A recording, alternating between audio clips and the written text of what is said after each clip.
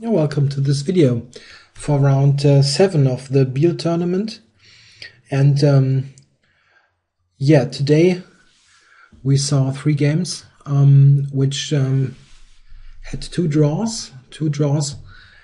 They were played between Anish Giri and Hikaru Nakamura. A pretty uneventful game, I think, which pretty much was even for the whole time. At least with a quick look, I would say it was rather even all the way. And another draw between Etienne Bacrot and Victor Bologan, who managed to get on the scoreboard after losing his first 4 games. So we had got those 2 draws. And the third game, which is also the game I'm going to show now, is between Wang from China, the brilliant leader of the tournament at the moment. He scored 4 wins, I think, and 1 loss, so great score against Magnus Carlsen, who's on +2. He won 2 games and drew the rest. He won yesterday the postponed game against Bologan after a tough battle, and today Carlsen playing black here, trying to trying to win in order to catch up here with Wang Hao. So let's see what happens. We have Wang Hao playing d4. He's playing also e4. He mixes it, but I think for a game where safety is not a bad thing, I think he opts for d4.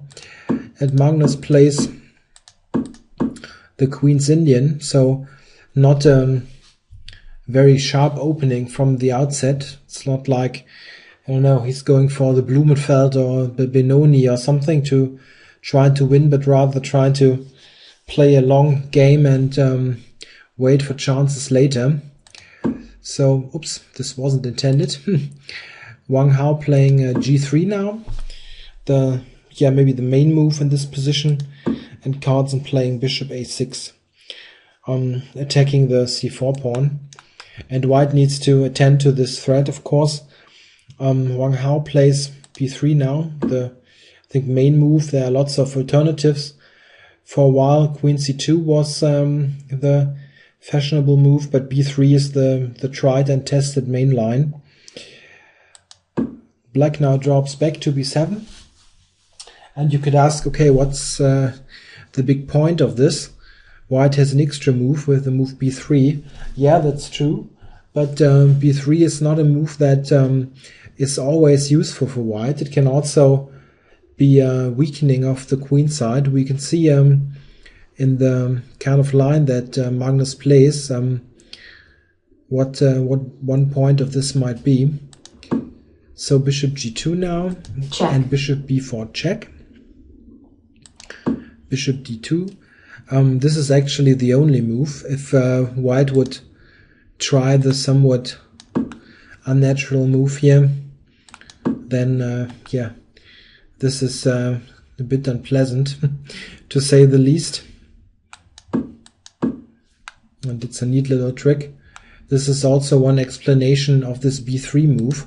If b3 wouldn't be played, then knight bd2, for instance, could have been played, and because bishop c3 is not possible, of course.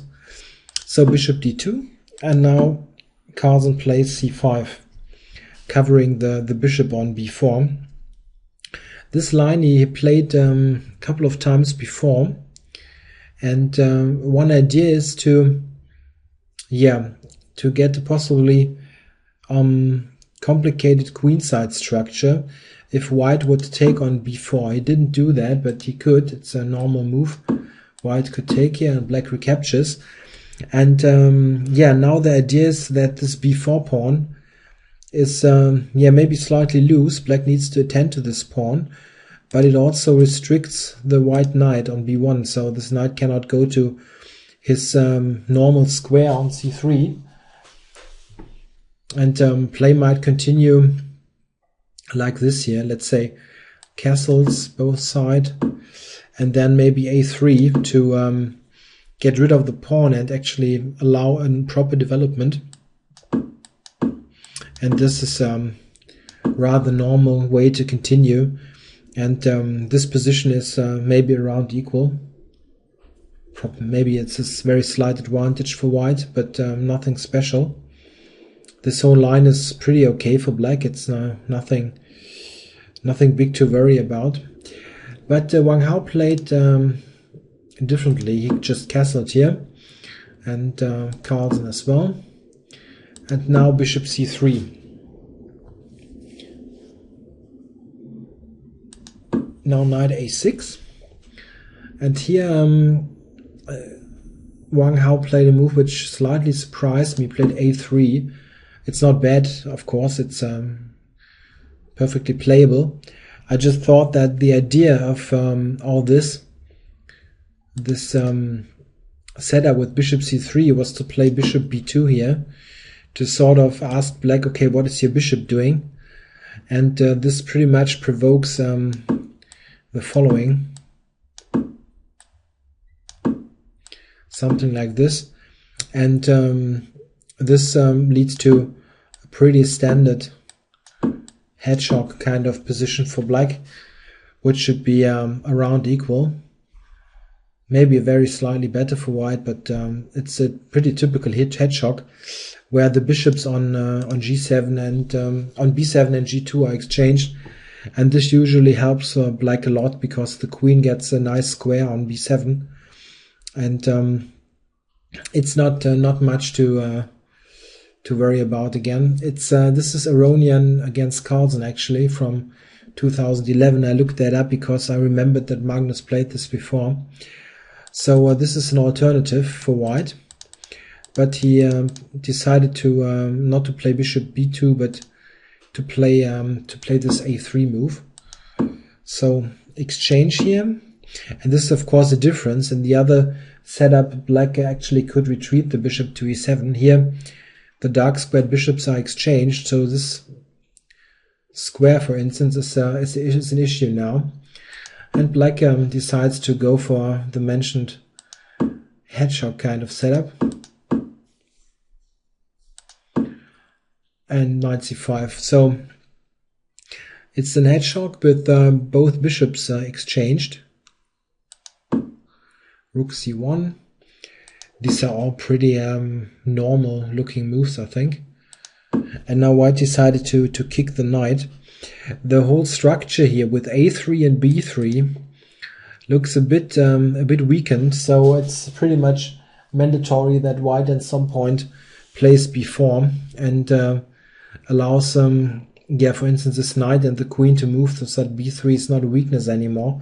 So he pushes back the knight, and of course b7 is not a great square for a knight.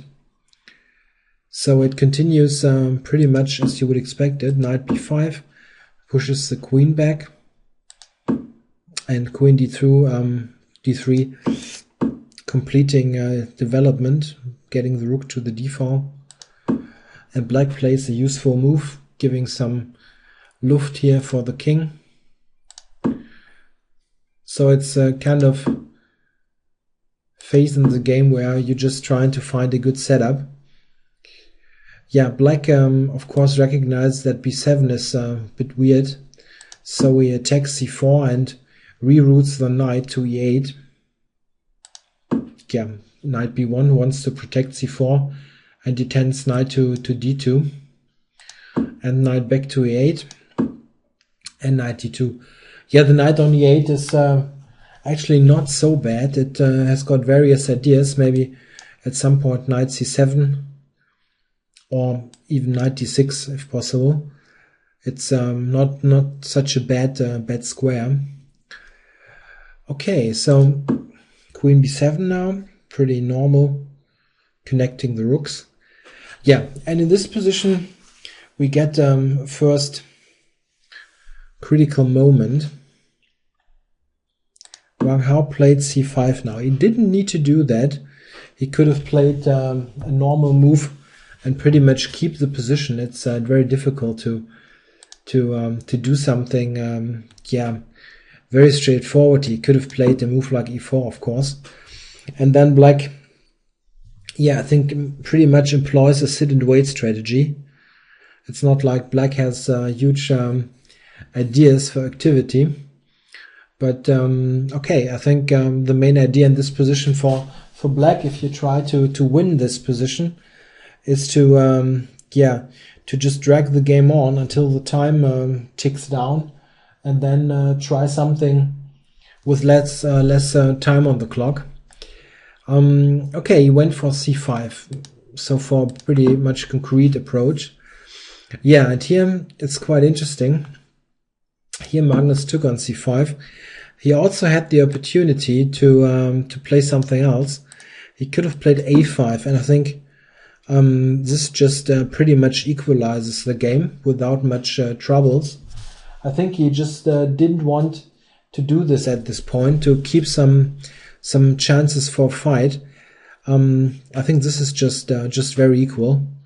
White doesn't have much better than playing a normal move like e4 and then something like this. Should be around equal. Maybe, also, it's hard to tell, but actually if you would really want me to choose one side, I actually would choose black here, because black has the better king in this position, but it should be around equal. It's not much happening. A move like knight b3, rook a1, stuff like that, it should be equal.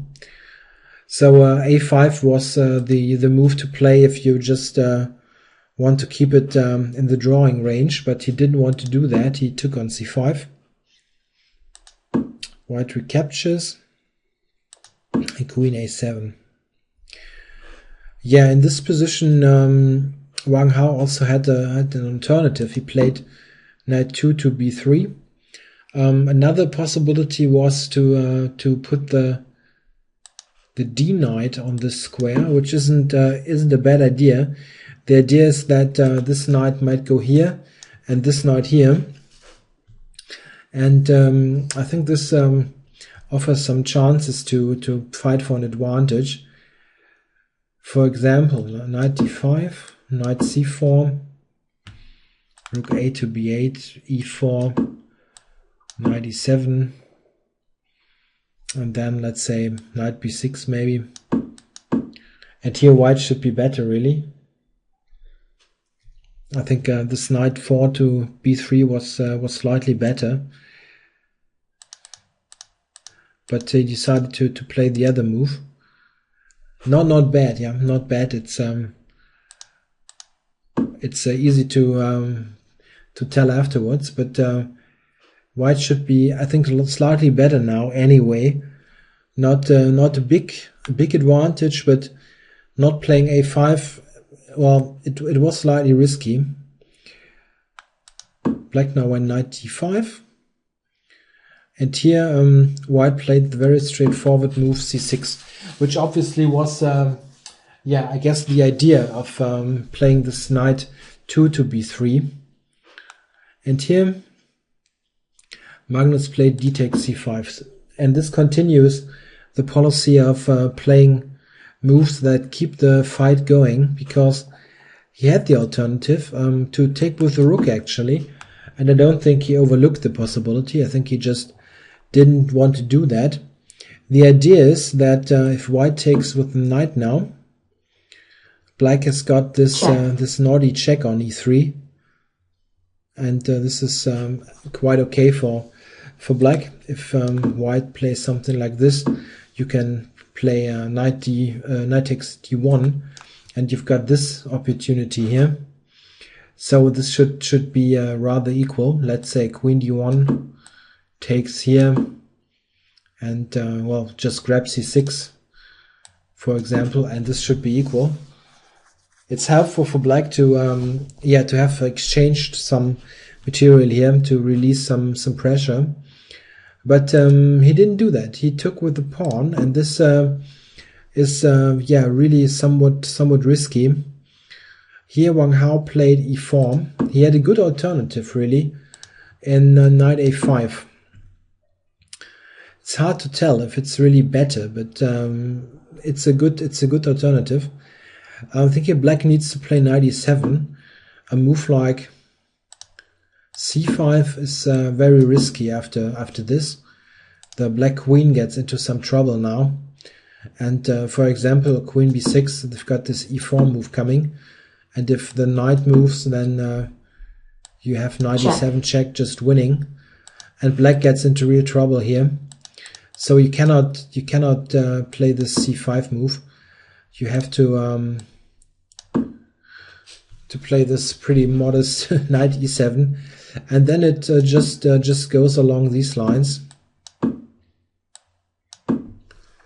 And yeah, now probably move like queen here. And white is probably slightly better with the knight on c6, but black should hold. It was an alternative for white. What he did was yeah, more ambitious. He played e4, knight e7, and now knight c5. Yeah, black has an extra pawn, this c6 one, but of course, yeah, it's not a pawn with with huge future at the moment, because it's very safely blocked. White has got those great knights and attacks all those weaknesses. So white obviously has a very good compensation for the pawn, and it's very hard to believe that yeah, black actually can get out of this with some sort of winning chances, because you're so tied down to the weak pawns. But let's see what happens. He played knight f6. First of all, activating this knight on e8. And white now dropped this back, probably intending this move. And also clearing the way on the d-file for the queen or for the rook at some point. So knight g6. Black pretty much cannot do much. He needs to sit and wait. What he's trying to do is reroute this knight to d7 possibly, to challenge one knight here on c5. So queen c3, intending this. Knight back to f8 as described, and now knight a5. Rook a to b8. This rook on an open file makes sense. Now white played a4. He had an alternative, and could also consider rook d6, directly attacking the c6 pawn. Maybe here, and then a lengthening move here to cover the second rank, so that this move is not possible. And it's very hard to suggest something for black here. He's so tied down to his weaknesses, and white has got all these active pieces. I think it's a bit difficult to analyze this position. The only thing which is pretty much clear to me that that this shouldn't be worse for white at all. The only question is white actually better maybe? But it's not easy for me now to analyze this without getting to a 1 hour long video. I think white has very good chances, but it's hard to tell exactly how to make progress. All right, so he played another way, but this is very similar. He played a4. This king h8, yeah, it's just sit and wait, I guess. And now rook d6. He played rook b1, but now rook d6 was a very decent alternative. And I think this is really the better move, yeah, because it's simply that rook b1, I think, just helps black, because exchanging one pair of rooks is helpful for black. You really want to keep the material on, because black has got less space, and yeah, the rule of thumb says if the opponent is a space disadvantage, you should keep the pieces on. It's not as usual in chess. It pretty much depends on the concrete position, but I think this is one of those where you shouldn't exchange. I think this maybe spoils a bit of the advantage. Rook b6. Yeah, maybe white could just return now. Well, he took, yeah, but maybe you can, if you want, just return. And let's say, what should black do to improve his position? He can just sit and wait. All right, but he took. This was the intention. And now knight to b7. with the idea of possibly getting the knight to d6, which is not a bad idea, of course. Rook b8, knight d6. One thing to pay attention to is the clocks. Magnus still on 20 something minutes, and Wang Hao is down to 6 minutes, and I think he really got some problems with the time coming. So knight d6, and black went back to g8, so this king h8 wasn't the greatest idea ever maybe, but simply not much to do. Now rook d2, and black played a5, moving away this pawn here from a possible attack on the a pawn. Knight d3, possibly intending this or also this move to get on a5. Knight to d7, and we're pretty much nearing the critical phase of the game here. We're getting close to time control. Knight c4, knight a6, queen a6, and now here's a critical position. Here Wang Hao could have made, I think, a pretty straightforward draw with just taking on a5, which he didn't do. It's not necessary to do this, but I think this just would draw instantly. Let's have a look at this. If he would take, black's idea is, I think, to play c5, and I think maybe he didn't like this kind of position. I'm just speculating here. This kind of position where black threatens mate in 1, which is of course pretty uncomfortable. White can meet this with rook f2. Maybe he just saw this kind of variation and he decided, okay, don't want this, because white still has compensation for the pawn. But I think knight a5 was a very straightforward draw. Maybe he was also still thinking of playing for an advantage. It's possible. I mean, if white gets the a pawn unpunished and keeps its own a pawn, then he's got a pass pawn on the a file, so white can try, but this was a very safe choice now. Considering the tournament standings, maybe this was the way to go. Okay, but he played rook c2, which is not bad. I mean, it's not a bad move. Black now c5, moving his own c pawn, and now played rook b2. Yeah, you can say, why not rook b2 immediately? Well, rook c2 was move 40, so probably he just needed to make a safe move and thought afterwards. In this position here, Magnus played rook b7, which pretty much passes. Here there was an alternative, maybe not the one for a category, what is it, 20 super tournament. A move to consider here with rook b4. I just want to show the idea, because it's not so silly as it looks. At first you think, okay, it might just blunder an exchange, but this is actually a pretty valid idea. The idea is if white takes now, you take with the a pawn, then in this position you have straightened your pawns. You've got two connected pass pawns here, and one possibility might be to get the knight to d4. Funny enough, the computer gives black full compensation here. Yeah, to be honest, I don't really believe it, that it should be full compensation. But okay, I don't want to go into an hour-long analysis again. But this is an interesting idea. I think an idea you should keep in mind, that sometimes when you're pawn up, it's very interesting to consider exchange sacrifices that improve your pawn structure and give you passed pawns. This kind of idea, rook b4, for example, would be, I think, much stronger if both sides would have one extra rook on, so that black maybe can create more threats. For instance, if he had rook on the d file. Okay, it's a possible idea, but it's also very risky. So in Carlsen's position here, of course he wants to win, but if he loses the game, then the tournament is just over. Then Wang Hao would probably just win the tournament, and he cannot afford a loss here. And with rook b7, he just keeps the position, and it's not much going on.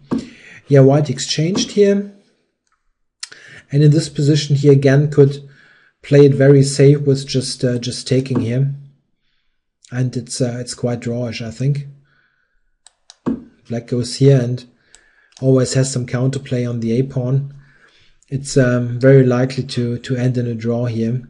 One thing is, if you look at this, you need to keep in mind these kind of things, and it can get very tricky for white.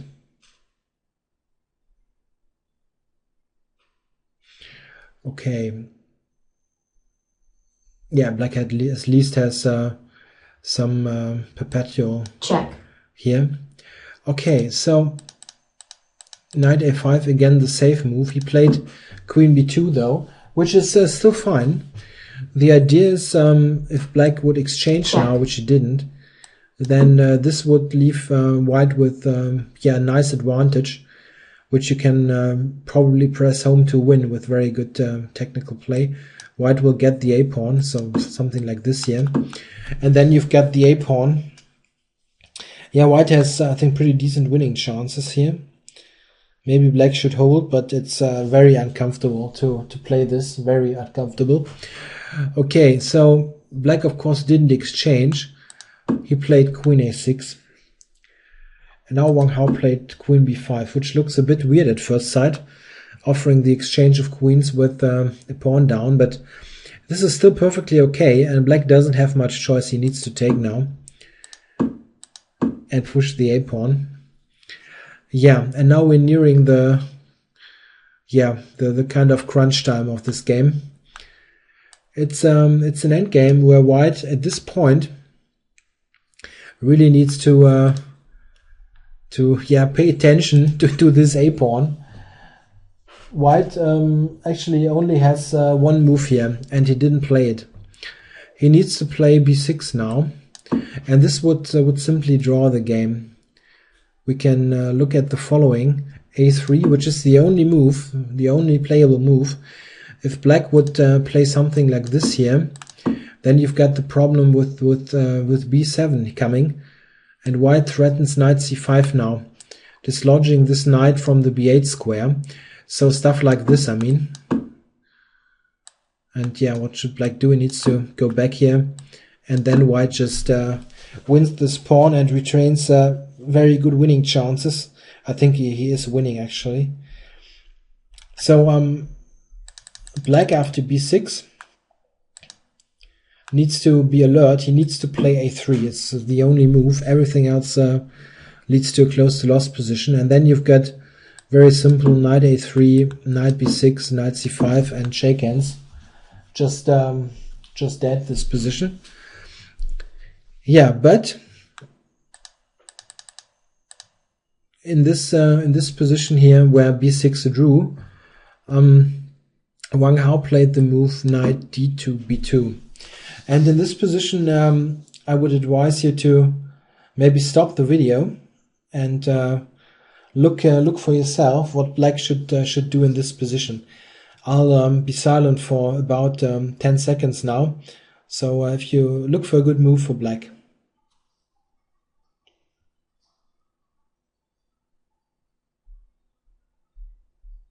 Alright, back now. Here black played the very strong move knight b6, and congratulations if you spotted this. The very nice idea is if white takes this now, then a3 and the a-pawn promotes. It's a very cute idea. The a-pawn is just unstoppable now, and what you really need to keep in mind is this kind of configuration with the pawn on the 6th rank. Of course, I mean the rank file pawn, the a and the h pawn.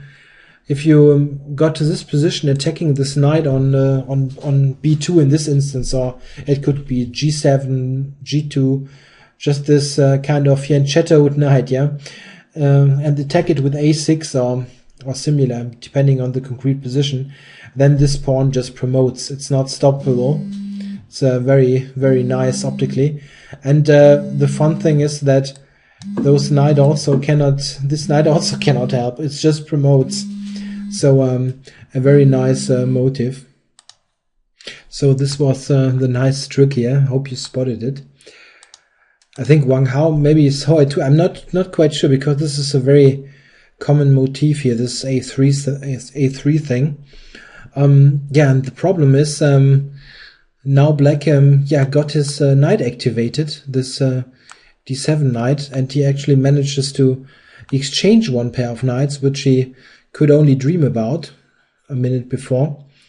So after this, the position really shifts from pretty comfortable draw to very problematic for white. If not, maybe it's already not savable anymore. It's hard to tell, but obviously black is now better. You can see this now, because now both black knights are working and he has no chance to get his pawn back. King e3, and black activates his king as well.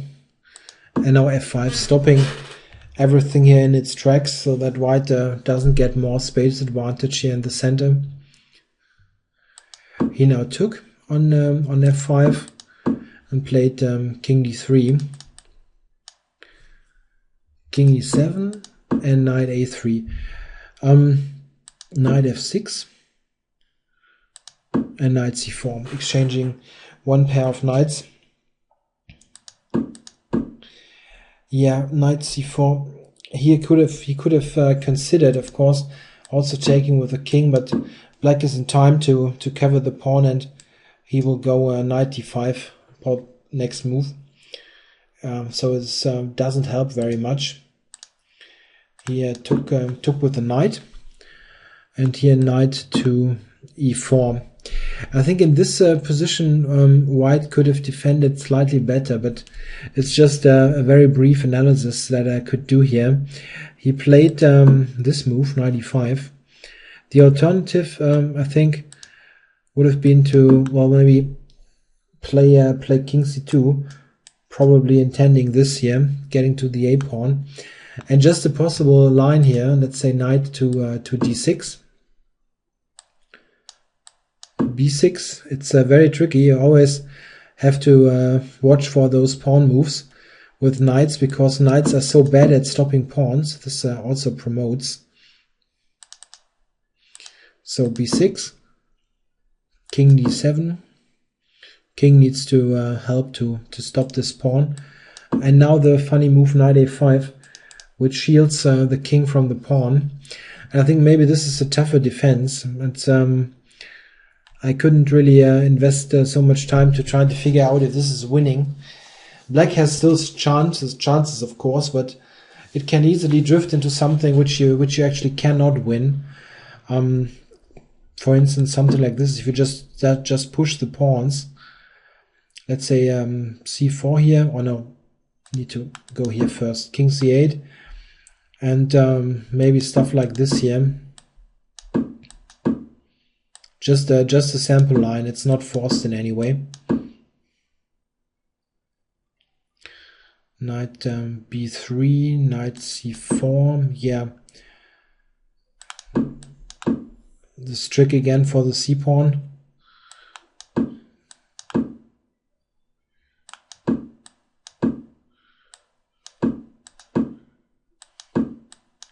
Yeah, just a position like this here, and here white has very decent drawing chances. He should actually draw this with the pawns on just one side. I mean, you can fight. I think this was somewhat tougher defense here. This king c2 move, but I think Wang was also I think pretty shocked by now that he actually got himself into this trouble, and it was mostly him getting into trouble. He could have drawn so many times with pretty straightforward moves, but somehow didn't do it. King d8, and now the king approaches quickly this pawn. g4, yeah, maybe not the best, but I think it was not savable anymore. Here Carlsen just took it. It's pretty much in your face move, because white cannot capture again the a-pawn, just push it through. So white needed to recapture, and then knight d6, and note this great knight position. takes away this critical squares for the white king, and the pawn and the knight control the whole fourth rank. So it's a very nice, harmonious setup, very very aesthetic. So yeah, now b6, and now the king just approaches the pawn, and yeah, and it's over. Something like this here, and then black gets this pawn. So yeah, a win for Carlsen in this very critical encounter for the tournament victory in Biel. So it's now tied with Wang Hao. Both players got 13 points. They've got this 3-point system, and it's really uncanny how often Carlsen wins those critical games out of positions where you think, okay, it's just a draw. What is this? How should he possibly win this? But somehow he manages to do this so often. It's not a matter of luck. It's really a matter of still playing in a way that there's some life left in the position, and giving the opponent really some chances to go wrong. Okay, here's a pretty hard example where this move really gave the game away, overlooking this trick. But yeah, he took some chances, some risks here as black to trying to win this game, and got rewarded in the end. I think it could have easily gone wrong if Wang Hao played slightly differently in the middle game, but it was difficult. It wasn't easy to find. So I think all in all, a deserved win here for black. All right, so this tournament gets pretty close now at the top. So they're both leading, but Giri and Nakamura are not far behind, so still everything's possible. Yeah, thanks for watching, and I think I'll do some more Biel videos for the next couple of rounds if they're interesting games, so watch out for this. Thanks.